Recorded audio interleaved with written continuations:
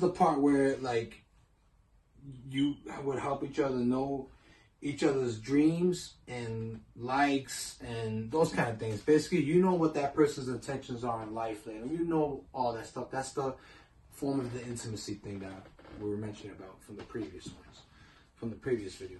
But now the second one, that after when you deal with the love maps, what happens is from the love maps on, it's the express fondness and admiration. So now the way John Gottman viewed this, this is actually the two most important elements. It's really important to have those. Now, if it's missing for any reason why, then the theory behind all this is if fondness and admiration is missing, then the marriage is not going to be able to be saved. So what it is that the fondness and admiration, it's your way to remind the couples of it's your way for one person, one in the couples, one side, to know who that other side of who that person is and why they fell in love with him to begin with.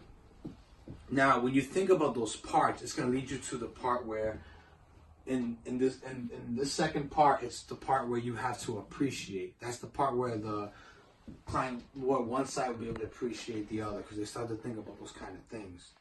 So what they do is the best practice to handle the express fondness and admiration is to list 3 or more positive characteristic traits.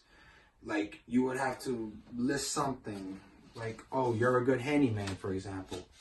Oh, why is that? So now you have to illustrate why. Oh, because you fixed my car when it had problems, and then you came and you fixed my door and that was opening on it. It was loose. You knew how to fix.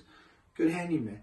Why is you a good handyman? You drew the picture why. Now you made the other person picture that, okay, I did remember going underneath to fix your car, or above the top, or however it is to fix a car.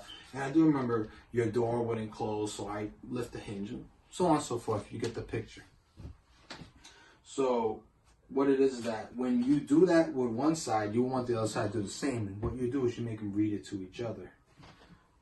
Brings back those little moments, those memories that they once had before they decided to come to see you and get treated. So the third one is turn toward one another. So turn toward one another would be like real life romance. That's a way to... Okay, real life romance is kept alive each time you let your spouse know he or she is valued during the grind of everyday life. And now I'm quoting on behalf of John Gottman. But I'll give you a good example. A good example would be like your spouse is having a bad day. So you think about that. You think about how your spouse is having a bad day. Well, like I said, it could be husband, wife. It could be a he and a she and a she, or he and she and he. But they're having a bad day, so you thought about them. So you decide to write them a quick little, hey babe, I'm sorry, or hey wife, or hey love, hey, however you speak to them.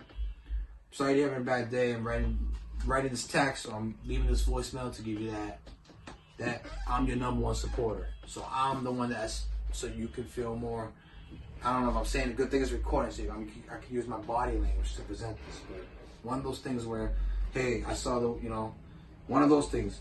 And also too, like, another good one would be like if, say for example, you're in a rush, you gotta go, you got things to do. We all got things to do. We all do. You gotta go, you're in a rush, you gotta get to, and then your wife wants to come, or your husband. I'm male, my spouse is my wife. So my wife would probably come to me one day and say, hey, listen, I need to talk to you about something. I had a really bad dream last night. Instead of me telling her, hey, look, I don't have no time, I gotta run. No, I can't hear it, I gotta go. You might be able to be like, okay, what is it again? Hey, listen, let's talk about it later because I have to go right now. Instead of telling her, oh, I don't have no time, I gotta run. Those are the little conflicts. Those are the things where it comes down to the turning toward one another. That's the thing where it's like, hey, what's up? Let's speak. What's going on? Now, from